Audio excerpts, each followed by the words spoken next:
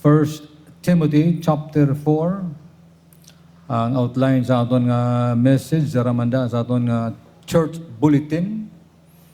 Kag kung maluyag mo magsunod dira, sarang ninyo nga mabutangan sa mga notes.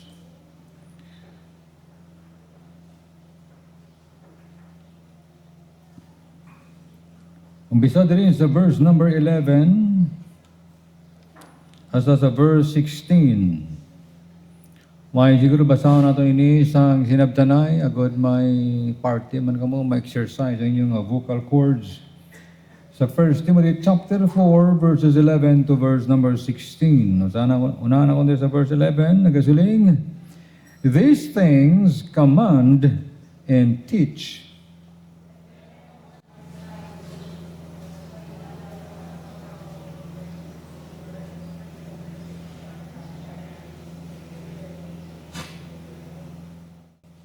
Till I come, give attendance to reading, to exhortation, to doctrine.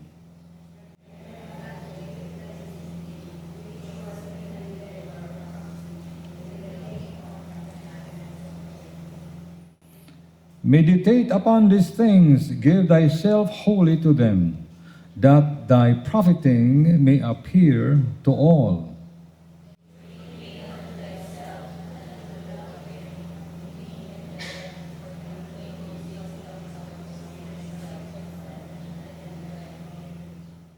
Ginoo, nagapasalamat kami kay makadangop kami sa imo tiilan nga paubos sa among kaisipan nga pusoon nga wala kami sing may mahimo sining kalibutan, Ginoo, nga butang nga makahimaya sa imo kundi ikaw ang maghikot sini sa among mga kabuhi. Mga temporaryo lamang kami, mga disposable nga mga tao sining kalibutan nga gintugyanan nimo sang eternal things nga hindi kami ginutakos kundi tungod sa imo. Kani kapangamuyo kami nga bay pa nga sa pagpamati namon sing mga sugo sa imong pulong nga maaplikar ini sa amon kabuhi sa ngalan ni Jesus. Amen. Ang Dios may mga sugo siya sa aton. Hindi ni siya kaangay sang sugo sang Dios sa ginhatag niya sa iyang mga katawhan pagi sa kay Moises. Si Moses dito sa Mount Sinai nagbaton siya sang 10 commandments nga ginsulat sang Dios by the very finger of God sa tablitas nga bato. Tika mo masarangan nyo na nga masulat mo ang pulong sa bato. But amuyad to ang masaling naton nga sadsaran sang pangaboy nila kag iya nga gindetalye ang mga domestic nga mga relasyon sang Israel sa ilang neighbors, sa ilang mga isikatawo. At the same time, mayroon silang mga kasuguan pag sa ilang paghalad, pagsimba, kag sa ilang religious life. Lain to yung sugo. Yun na specialized na sa Sabadista, yun ang mga sugo ngayon na. May sugo yung Diyos sa aton pagkatapos kita nga naluwas. Pagkatapos nga nabaton si Ginisus nga aton maluluwas, wala na nagauntat lang. It does not stop there. Nga tapos na kita, Kristiyano na. We are on the way to heaven. Hallelujah. No. May ara nga mga commandments ang Diyos na dapat ipamatian naton, kag itudlo sa aton kagalingon, kag sa aton nga mga, panimalay. Now, ano ini siya? Well nga, ang mga kinanang sugo nga ini. Ano ti sambal diri ni Paul sa 1 Corinthians chapter 14, siguro para mahapos na lang sa inyo, pamatian nyo ini. Sa 1 Corinthians chapter 14, sa verse 37, "If any man think himself to be a prophet or spiritual, let him acknowledge that the things that I write unto you," now what's this, "are the commandments of the Lord." Kung sino nga tao da sila niya nga nagapasino-sino nga daw espirituhanon, gud siya. Madamo mga tao nga sila mo daw masyado ka spiritual. Tanang nga butang, hambal niya patang spiritual, hambal ka sa mga material, literal, butang spiritual. Kag sila niya may mga tao nga mga pulo propita sa kagulingon niya. Nga sila niya daw propita, dumayo sa magtagna sa palaboton. Do expert siya sa mga palaboton. Nawa sila niya. Inang tao nga daw masya spiritual, inang tao nga masyado ka-prophetic, let him acknowledge. Nga i-acknowledge niya, kilalahon niya, nga sila niya ang mga butang nga ginsulat ko sa inyo. Sogo na sang Diyos. Now, ano nga mga butang ginsulat ni Apostol Pablo? Kabalaw mo ko diyan, tultulan mo na. Halin sa Roma, hasta sa Philemon. Siya na nagsulat. Ang una-una nga word makita mo da is Paul. Hindi ka gin magtalang. Kanya Paul. Siya nang nagsulat. Kung hindi siya magsulat, may aral na siya nga sekretary. Si Tertius, kung sino da ang iyang i-request ka magsulat. Kaya mamagtigulang na siya, nag-buaw ng mata sang tao, di mangita na siya sa masulat. Tikaron, 13 books. Romans to Philemon. Amo nang isulat niya, pues amo na aton nga pamatian, nga mga sugo sang Dios paagi sa iya. Tinga siya pamatian ta, ay kathag tungod siya amo ang spokesman sang Dios. Hindi si Moses. Si Moses naghambal na sa iya sa nasyon sa Israel. Tiyang spokesman naman sang Dios ang manughambal ang tigpamaba sang Dios para sa aton. Ginsulat niya ang ihambal niya sa aton. Romans to Philemon, amo na pamatian ta iya. Kaya mo na ang sugo sang Diyos. So, interesado ang tao sang sugo sang Diyos. Tibo silang umbala na pastor, ang Hebrews, Revelation, and the rest of the Old Testament books, hindi ito pagpamatian kay mga sugo sang Diyos. No. Hambal ni Pablo mismo, yan itong mga nasulat sang unang panahon were written aforetime, sa una, gisulat, nga mangin, profitable man para sa aton. Ang kon nga siya maka-learn kita sa mga nagkalatabo sa unang panahon paagi sa kasulatan. All Scripture is given by inspiration of God and it is profitable for doctrine. Una-una, ginang doctrine, i-establisar ang tao sa kabuhi niya. Doctrine. Nga ang doctrine. Kaya tungo ng doctrine, amo ng tindugan mo. Amo ng imong pagtuo. Pero sa mo ng inatuuhan mo, amo ng ipangabuhi mo. Kung nagdoktrina da, natudlo sa imo, hindi ka magkaong baboy kagdugo, doktrina na, ara sa daan gatipan. Ti mo man to nga sa bako ng sugo ngay na, kag sundon karong panahon. Kay si Pablo naghambal, wala sang pagkaon nga dapat dumili sa tao. Sinusundon mo? Si Moses kung siya. Siyempre siya, kay siya, imong spokesman. Bala mo naghambal sang una to Duterte, lain man niya. Karon kay si Bongbong Marcos, lain man. Siya to sundon mo kay sa presidente. Sang una muna, may spokesman ang Diyos. Sari-sari. At least, 40 ka mga tao ang gingamit sa Diyos pagsulat sang pulong niya halin sa Genesis asa sa Revelation. Pero ining Romans to Philemon, ang muna ang 13 ka mga libro, dira na balay aton pangabuhi, dira na balay ang number 1 aton kalawasan. Ang kalawasan mo, dira nang sina makita. Hindi mo pagkaon yung kalawasan mo sa kasuguan ni Moses. Diri, sining panahon. Why? Matalang ka kay ining panahon, amo niyang panahon sang grasya sang Diyos. That's why sila niya, let him acknowledge that the things I write unto you are the commandments of the Lord. Mga sugo na sang Diyos. Kung sugo sang Diyos, ano yung ta? Sundon ta. Tumanon ta. Kaya kung dito pag tumanon, pag sundon, talang ta. Hindi ta mahimaya ang Ginoo. Kabos kita sa talaksan sang Diyos. Maluwas kita matuon, kay ginbaton ta si Jesus nga aton maluwas sa krus ng Kalbaryo, ginhugas sa aton mga sala, pero may paghukom ang katubawon kita sa judgment seat of Jesus Christ kung ano aton pangabuhi sining kalibutan, nabase bala sa palagpat o kung nabase sa pulong ng Ginoo. So muna ihambal niya, these things command and teach. Isugo ini mga butang kag itudlo ang number 1. Siling sa verse 12, let no man despise the youth, that is daw an example of the believers in word. Hindi ta pagtukutan nga tamayon sang tao kita. Kundi nga himuon ta ang kabuhi ta nga ihimplo sa mga kabataan, sa mga pamatanon, kag sa mga tigulang. Pagi sa number 1, regarding our tongue. Believe it or not, aton dila nagaproklamar na kung ano nga klase ka ng Kristohanon. Kung ang dila mo, hindi man punggan, nabisaan lang ang pulong gagwada. Do ang bastos, kabla nga ilunggada, nga kasigi hambal niya. Parang budlay, enkwentro ho ng ilunggo.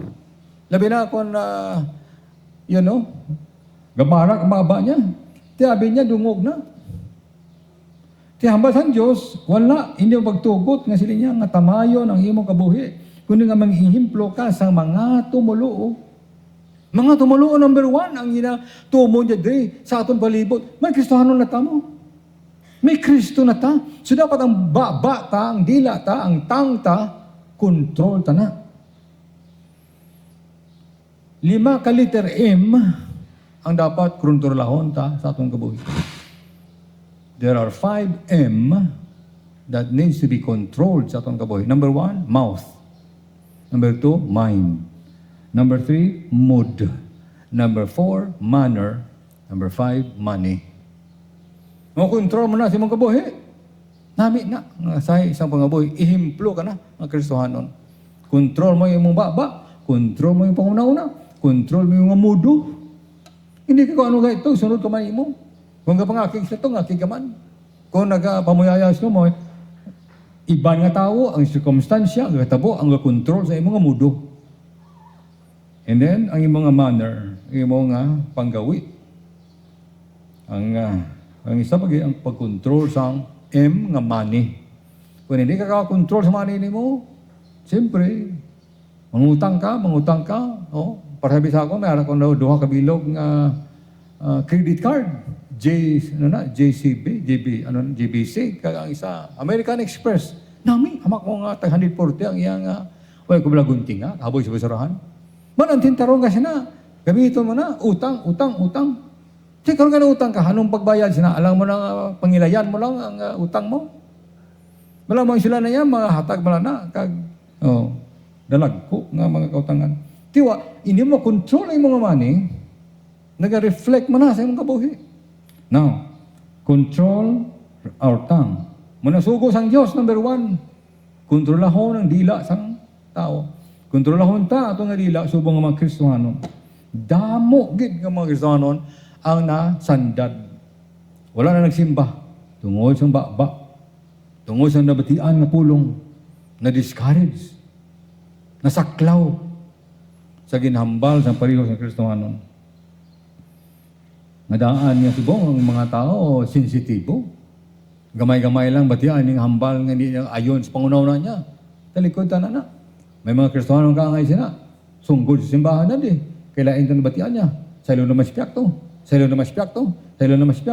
Because of the tongue.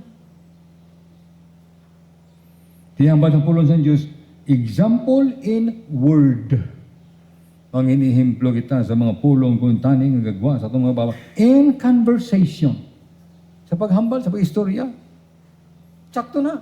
Halimbawa, yung simba, istorya na yung kamula, ang istorya sa iban, ang mga istorya, mga sinadto pa, ang mga ginaili-istorya, nga nag-create sa negativity sa imo dagi pusoon. Negatibo ka sila nga tao. Nabatian mo lang. Ang nagpakalain sa mga tao. It is a bad testimony sa isa Kristohanon nga hindi ka control sa baba niya.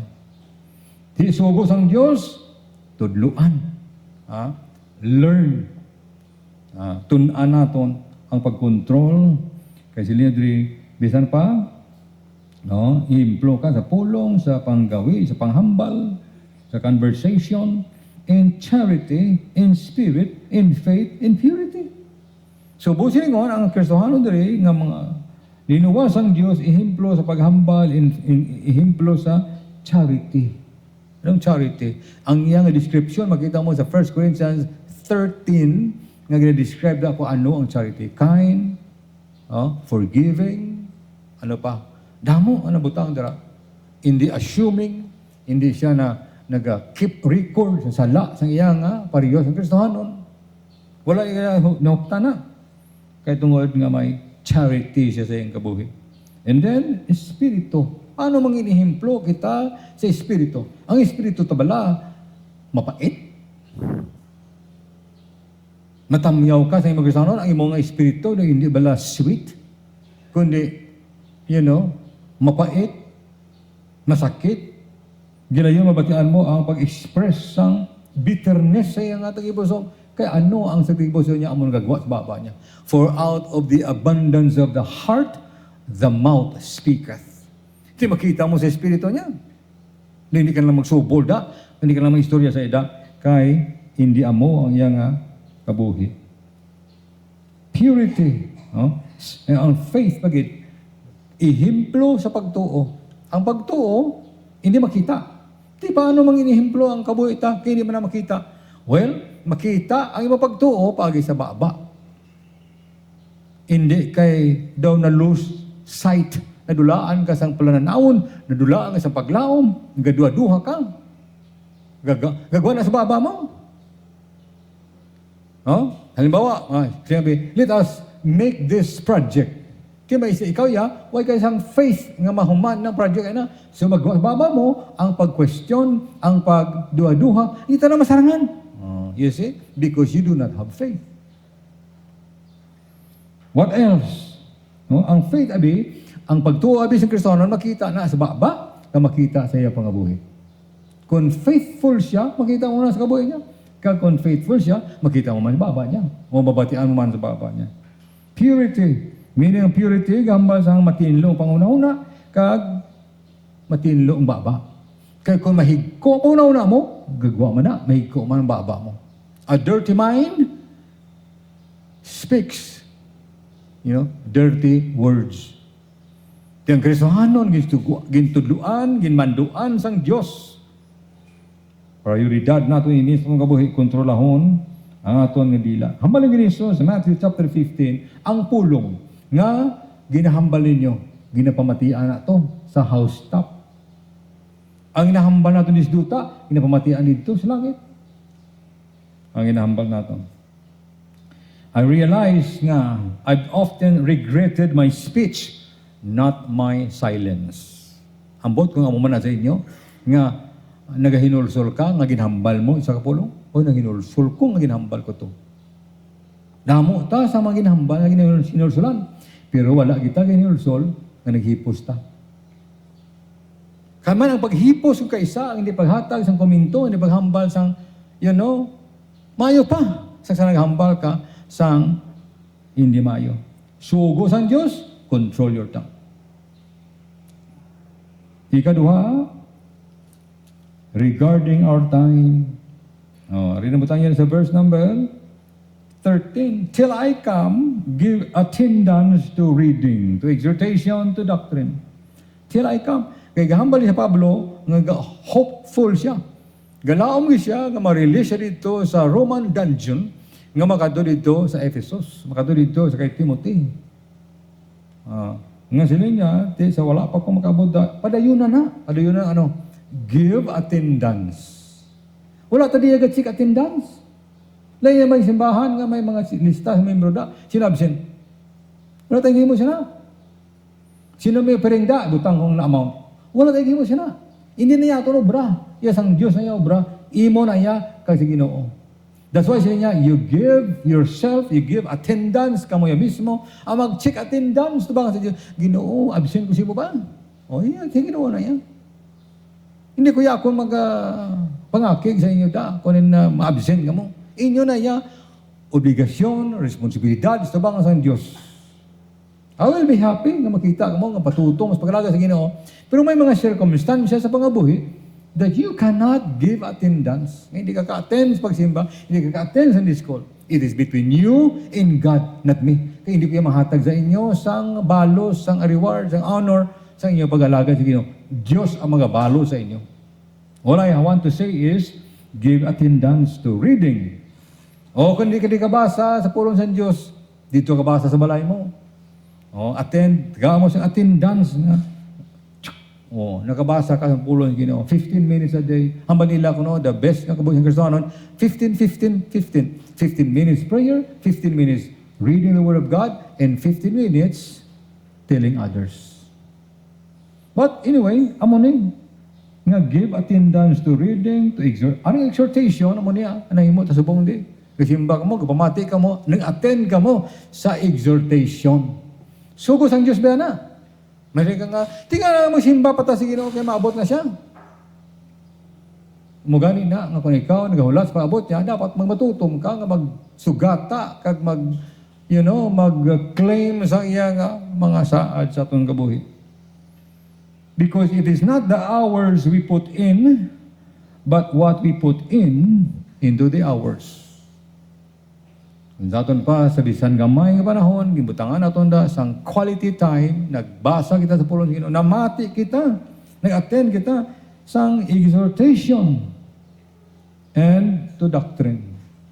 Tudluan kita sang doktrina. Kaya kung dito pagtudluan, matalang-talang kita any trends of theology or kung ano-ano batian naton da, mapati man nato. Jesus Christ man gyapon to pastor. Kani. Kaya hindi man ang patihan ang ilang reliyon kag sekta kung hindi si Jesus Christ tudlo. Alangan man tudlo nila na si Judas. Si Jesus Christ siyempre, but just because si Jesus Christ na tudlo, it does not mean nga ina matarong itakto doktrina sa pulong sa Diyos. Kaya si Apostol Pablo ng hambal, may mga tao nga nag-aawali sa inyo. Another Jesus, another Spirit, another gospel. Gospel man. Jesus Christ man. Pero lain galing ang Espiritu ang panghikot. So, amuna nga sila niya, sugo sa Ginoo day, give attendance sa pagbasa, sa mga paglaygay, sa doctrine. Now, the last. But before I do that, regarding our tongue and regarding our time. Muna ang ikaduwada ang punto, nanungod sa aton time. May time bila kita magbasa, may time bila kita magpamati. Kung hindi kang basa, pamati, may ara subong nga mga apps, Bible apps, di ba? Kung nag-obra ka na, kung nag-tulo ka na, gigda ka na, kung malando ka na, play mo na ang gabasa da. Sa marami mong basa, pamati ka, may maintindihan ka, may ma-pick up ka gid nga pagpagamayo because the Bible says, blessed are they that readeth, and blessed are they that heareth, and blessed are they that keepeth. Bulaan silang nagabasa, bulaan silang nagapamate, kabulaan silang nagatipik. Murang sugo sang Dios sa aton gaboy. Kung untato na ito na, untat na kita sina, then, masapwan kita nga may dako kakulangan sa tubangan, sa lingkuran, nga hukmanan ni Jesus Christ. Sa Psalm 90, nagambal dira, teach us to number our days, that we may apply our hearts unto wisdom. The other way to say this, teach us to number our days, that we may gain a heart of wisdom. Tuloy kami Ginoo nga mag-isip kami sa amon nga inadlaw, binulan, tinuig. Wasted years, wasted years. Oh, how foolish. Tamo kita sa musikan, gayangan, nga tinion sa itong kabuhi. Bisan ako, sa nagatubang ko, sa palabuton, ka nagbalikid ko sa ligad, I have wasted so many times, many years. Way, sa payan matuod nga sang 16, 15, ako naghatag sa kabuhi sa Ginoo, way ko naging bawi. Way na ko nagpangita, pang ibang kurso, way na ko nagpangita, ang eskwela sa ibang eskwelahan. Way ko sang college degree sa hindi ko yung matriculated ka tao, hindi ko yung mahambal English, hindi mo ko mangu kaya science, mayo man ko sa math. Elementary, okay, pero pag high school, kay tuwid imol ka, way kasing libro, way kayo nakatuon mayo. Hasta sa college, way kayo eskwela. Kay minimisis, way kayo may eskwela sa college, ngayon sa gobyerno, o kung private, o kung university. Dili lang niya kami sa Bible school.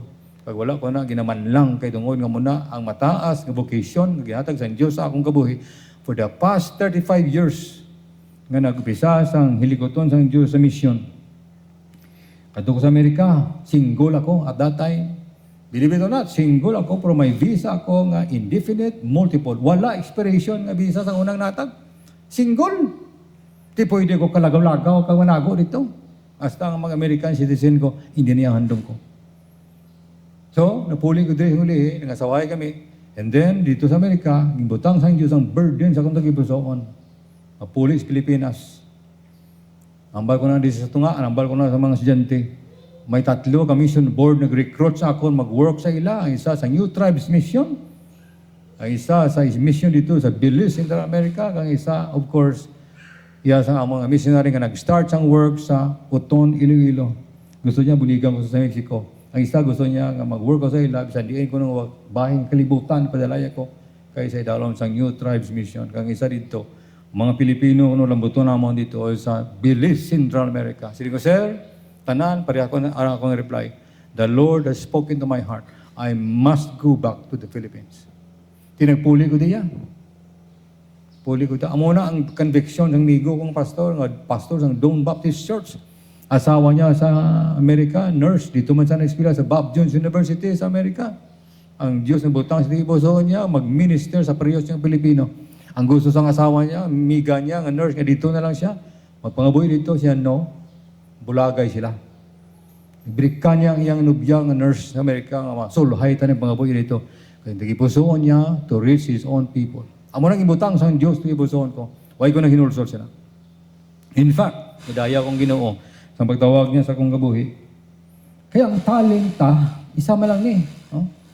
Huwag mo kaya talent. May mga pastor niya, damo talent ko. Grabe sa computer, grabe sa music, grabe sa piano, grabe sa tanan-tanan. Ako ya wala, huwag kaya talent.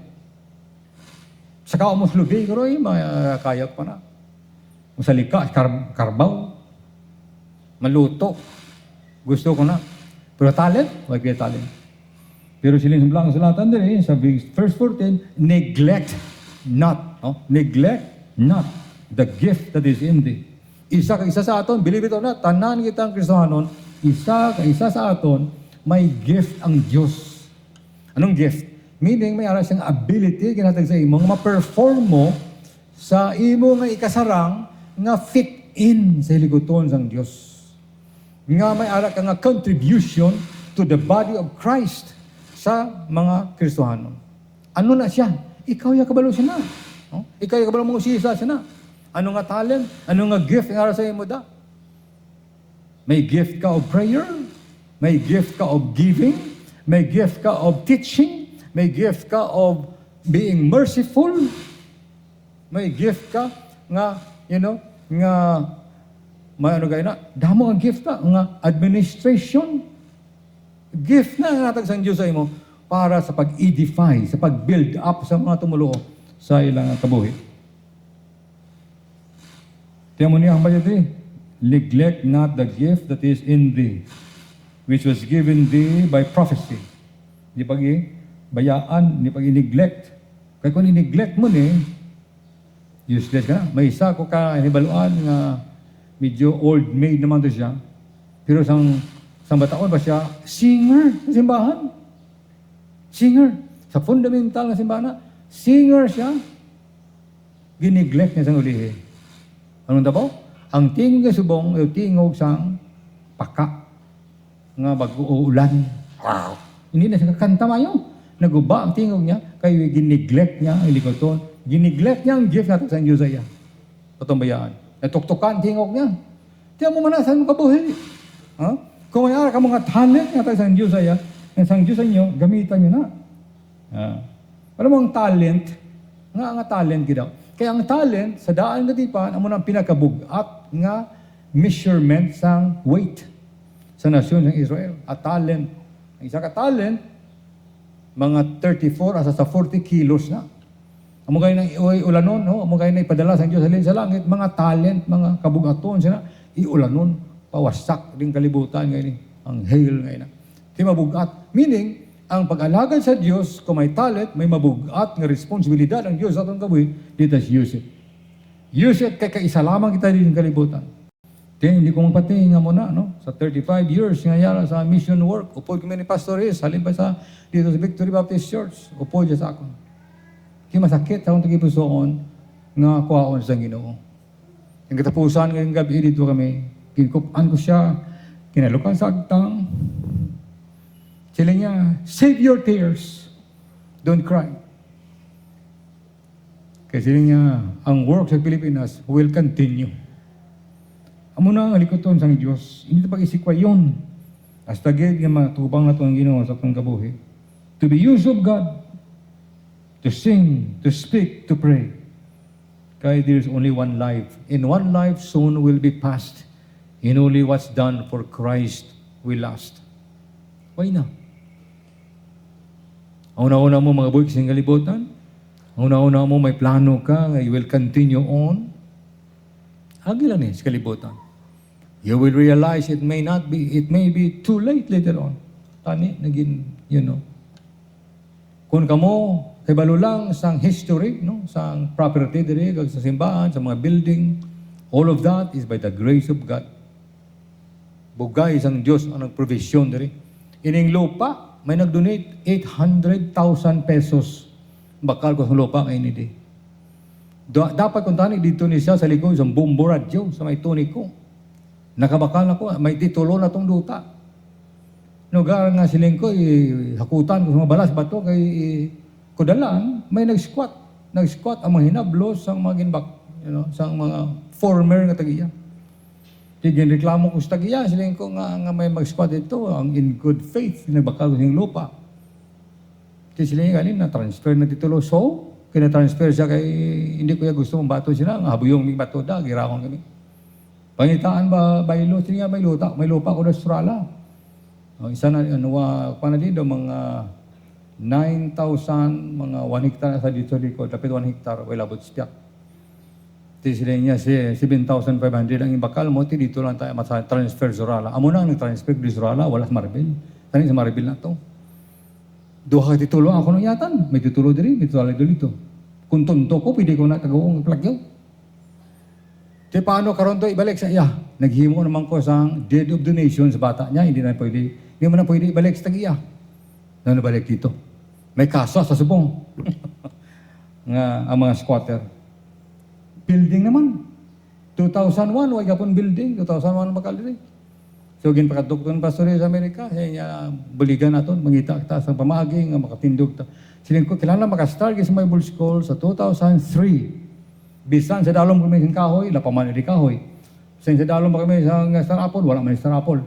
Bisan di lang, basta importante, umpisahan ang pagtuon ng pulong sa Ginoo. Kag ang simbahan, umpisahan.